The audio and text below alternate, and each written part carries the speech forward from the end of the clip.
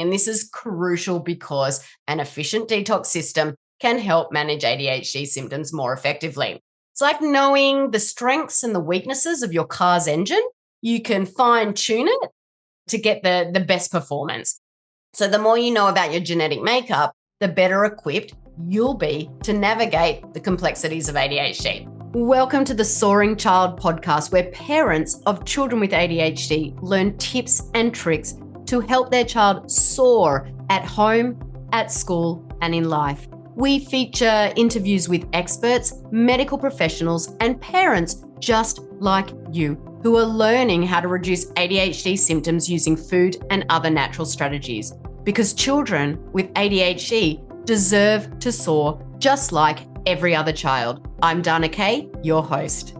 Hello, parents, and welcome back to another edition of the Soaring Child Podcast. I'm thrilled to have you join me for the third and final installment of our eye-opening series on ADHD and genetics. In our previous episodes, we explored the role of genetics in ADHD and unpacked the significance of MTHFR in the ADHD and autism conversation. Today, we're discussing a topic that's often underestimated, but really holds an immense importance: detoxification and oxidative stress. It's a subject that touches the very core of what we do at the ADHD Thrive Institute, supporting families in their journey to better understand and manage ADHD using natural strategies. Detoxification may not be the first thing that comes to mind when you think about ADHD, but it is a crucial piece of the puzzle. So in this episode, we are going to unravel that connection between detoxification, oxidative stress, and ADHD symptoms. We're going to shed the light on why these things matter for our kids and really provide you some practical insights and strategies that you can implement in your family's life starting today. So we're going to start by discussing what detoxification actually means and why it's crucial for managing ADHD. So detoxification is kind of, your body's way, the natural way of clearing out those toxins and those harmful substances. Think of it as your sort of like internal cleaning crew that sweeps through your cells, through your tissues and organs to really keep everything running smoothly. We're exposed to toxins and harmful substances in more places than you actually might think. It's not just industrial waste or pollution. It's also in everyday items like processed foods filled with artificial additives, household cleaning products, personal care items like shampoos and lotions, and even the air we breathe in our house. And of course, outside our house as well. There are pesticides on fruits and veggies. There's heavy metals like lead and mercury that can be found in some water and some fish. These toxins are pretty much everywhere. And while our body are built to handle some level of detoxification, the sheer volume of exposure these days can be overwhelming, especially for individuals with ADHD who might already have sensitive systems. Toxins can mess with your brain chemistry. It can mess with your immune system, leading to inflammation and something called oxidative stress, which we'll talk about in a second. Now, as you probably already know, if you've been listening to this podcast for very long, inflammation in the body can exacerbate ADHD symptoms. So detoxification isn't just about general health. It's also a key player in managing ADHD symptoms more effectively. Now, I mentioned oxidative stress. So oxidative stress sounds like a complex term, but it's basically an imbalance between something called free radicals in our body and antioxidants in our body. So imagine free radicals as like the little rebels causing chaos. My older brother and sister would have said that was me when I was younger, damaging the cells and messing with your DNA. Antioxidants are kind of like the peacekeepers. My sister would say that, that's her. The peacekeeper that tries to neutralize, all of those little rebels. Oxidative stress happens when there's an overload of free radicals and not enough antioxidants to neutralize them. So these free radicals are a natural byproduct of processes like metabolism, but they can also come from external sources like pollution, like unhealthy foods, and even stress. Now, normally your body has a system of antioxidants that can keep these free radicals in check.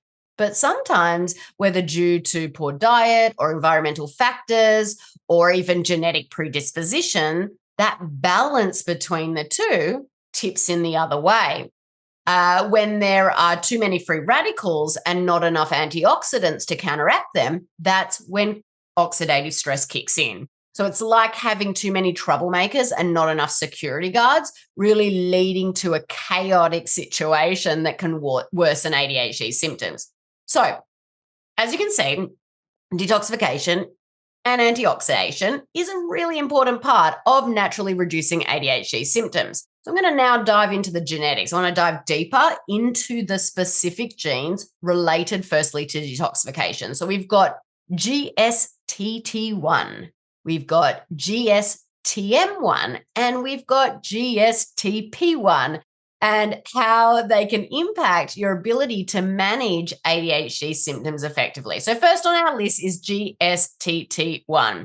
Now, this is one of three major players in the detoxification game. And this gene specifically focuses on how efficiently your body can eliminate oxidants and other toxins. You know, when they're floating around, they can contribute to feelings of fatigue and low energy. Now, when we test for this specific gene, we're looking at something called a copy number variation, or a CNV for short. Having both copies of the gene means you're operating at full capacity in terms of your detoxification. If you've got just one copy, that's suboptimal. And if you have zero copies, your ability to remove toxins is significantly reduced. So this means that you may take longer to recover from illnesses. You'll likely have a low tolerance level when it comes to alcohol and other recreational substances. Obviously, when we're talking about it in terms of our kids, we're not really interested in that right now, but you might find as their parent that you've got a low tolerance. It could be this gene that's playing a part. You might likely be a lightweight drinker. You know, you may find that after periods of excessive energy, infection, or significant physical or mental activity, you need some time to rest and recover before you're back to optimal function. You may also experience fatigue, tiredness, and lack of energy throughout the day. But remember, it's not just about the result of this one particular gene. Your overall detoxification could still be functional when we take into consideration the other two genes like GSTM1 and GSTP1, okay? So I've seen kids that have had zero genes in that GSTT1, but have got both copies in the GSTM1 and fully operational in the GSTP1, and their detoxification pathways were working great. So remember, it's not just about one gene's results. It's how they sort of come together for that overall picture in that child's body. So let's dive into the next one, which is GSTM1. And this gene shares detoxification duties with GSTT1. So very similar, but it has an additional role in fortifying the strength of your gut lining and its resistance to inflammation. Okay. We know that the gut is super important with ADHD. We know that reducing inflammation is super important with ADHD as well. So like GSTT1, this GSTM1 is also tested as a copy number variation. Holding both copies means optimal function. But what if you have zero copies? In that case, not only might you experience detoxification challenges similar to the first one we talked about, but you may also face gut discomfort, symptoms of irritable bowel syndrome, particularly if your methylation profile is also suboptimal, which we talked about in the previous episode. Then we layer on the last gene. We're going to turn our attention to GSTP1. This gene also plays a role in detoxification, but it has a unique function in helping your body rid itself of heavy metals and harmful chemicals. Now, these can particularly lead to brain fog and migraines. Okay, so if you're suffering from migraines constantly, it could be that your GSTP1 gene is compromised. So, unlike the GSTT1 and the GSTM1, this one is tested for a mutation rather than a copy number variation. If you have a partial or a full mutation in this gene, you're likely to be more sensitive to strong scents like perfumes, candles, air fresheners, or paints. So I know that there are a number of people that sort of say, I just can't be around people that are wearing perfume, or you just can't have candles going, or please don't wear, any scents on your body because it really brings on migraines or it really makes me feel sick. That could be their GSTP1 gene being compromised. You may experience more frequent migraines or headaches. You'll also need to be cautious about heavy metal exposure. So, like watching your seafood intake for mercury levels. So, isn't it super interesting? I totally geek out on all of this. So we add those three genes together to get the overall picture of what possibly that detoxification pathway could look like. Now I want to dive deeper into the specific genes that relate to antioxidation. SOD2 and GPX. So these genes are all about managing oxidative stress. So if you think about it, okay, if you remember back to last episode, methylation is responsible for making toxins water soluble. Okay, then we go to our detoxification pathways, and we just talked about those genes. Think about if your detoxification pathways are compromised. All those toxins are going to stay in your body. So this antioxidation section that we're going to be talking about is your susceptibility to those toxins causing that oxidative stress. So they kind of all play with each other. They all connect to each other. So let's dive into these genes. The SOD2 gene encodes the enzyme superoxide dismutase number 2. Again, I told you it was really, really complicated. Basically, it's instrumental in breaking down potentially harmful oxygen molecules in cells. This process is crucial for preventing damage to the tissues and cells. So in the context of ADHD, oxidative stress can exacerbate symptoms by affecting neurotransmitter regulation and neural development and increasing inflammation in the body. So understanding how well your SOD2 gene functions can really offer insights into your body's ability to manage that oxidative stress, which is particularly relevant for our kiddos with ADHD.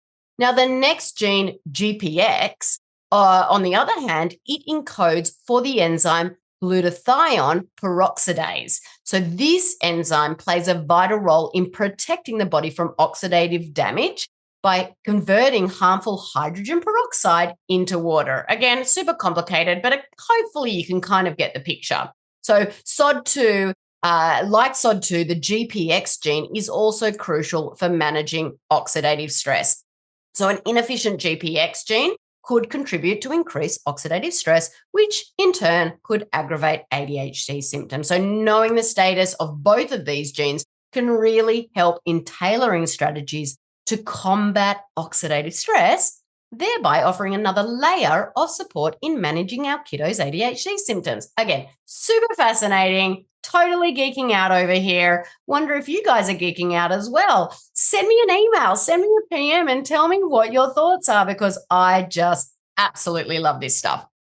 If you've been tuning in this month, you know now that understanding your genetics, it isn't just about tracing your ancestry or you're predicting your eye color.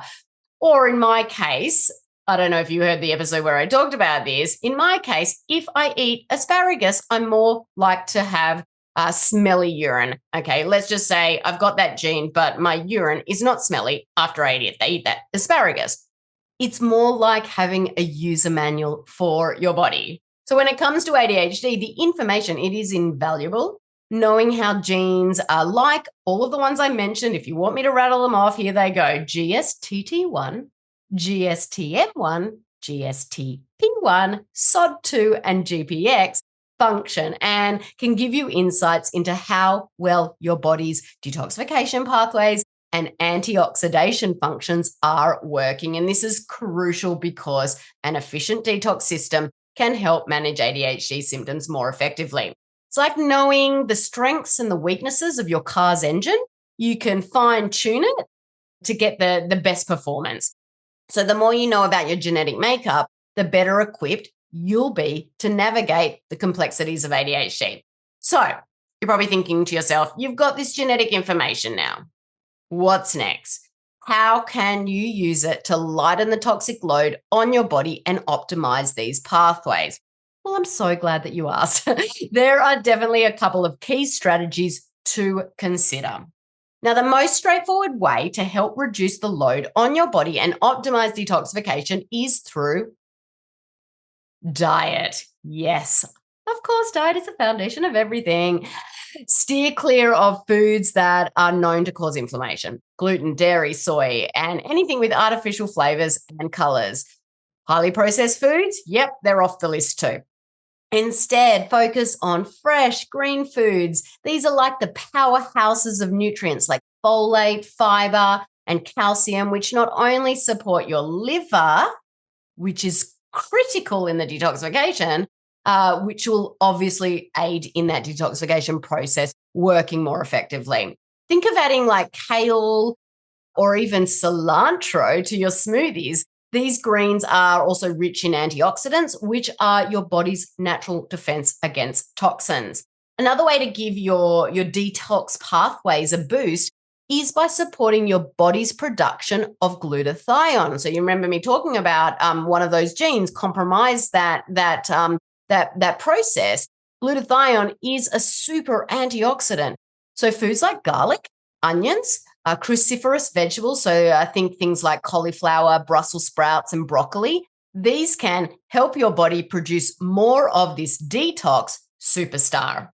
Don't forget about hydration, though. Water is essential for every cellular process in your body, including detoxification. So really swap out those sugary drinks and store-bought juices for good old-fashioned water. You would say water if you're from America, or water. I say water. You can add a twist of lemon. You can infuse it with fruit like watermelon and mint. You can do orange slices and lemon slices or lime slices just to make it a little bit more enjoyable for our kiddos. But also, when you add lemon to it, it adds a bit of extra detox power, which is fabulous. Now, let's delve into some practical and safe ways to support detoxification, especially for our kids with ADHD. First, I want to say a word of caution. The detox methods that I'm discussing here are gentle and they're meant for everyday use. If you're considering a more intense detox regime, it is crucial to consult a qualified healthcare practitioner because more heavier detox can really affect the body in negative ways if you don't know what you're doing. So let's get to it. One of the most straightforward ways to help your child detox is to ensure they're having regular bowel movements. Yes, we're talking about number twos here. It's essential that they're going at least once a day and that the stool is the right consistency. So neither too hard nor too soft.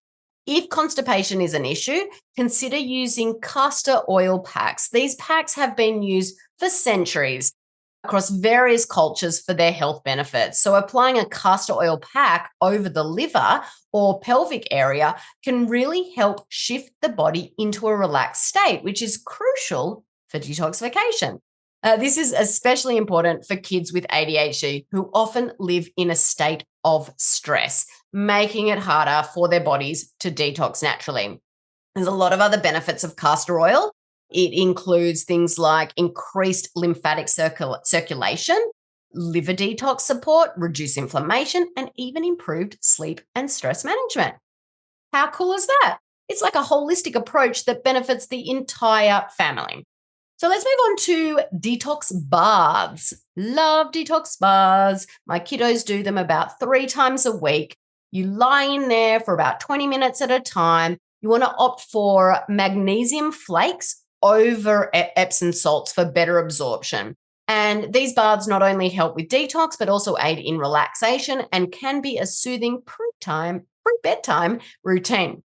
The next things are saunas, okay? Not like the saunas that you see at the gym or at the pool.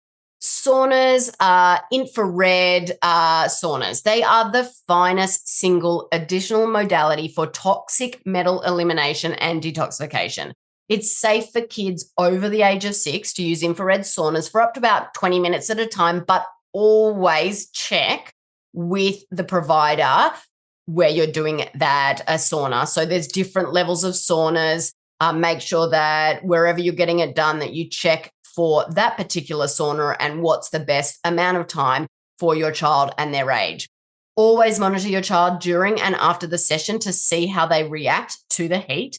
And then a few tips for a safe sauna experience, including staying hydrated as much as possible and ensuring the sauna has 0 EMFs, electromagnetic fields. Milk thistle is another natural detoxifier that supports the liver. It also supports the kidney and gallbladder function. It provides powerful anti-inflammatory properties and antioxidant protection.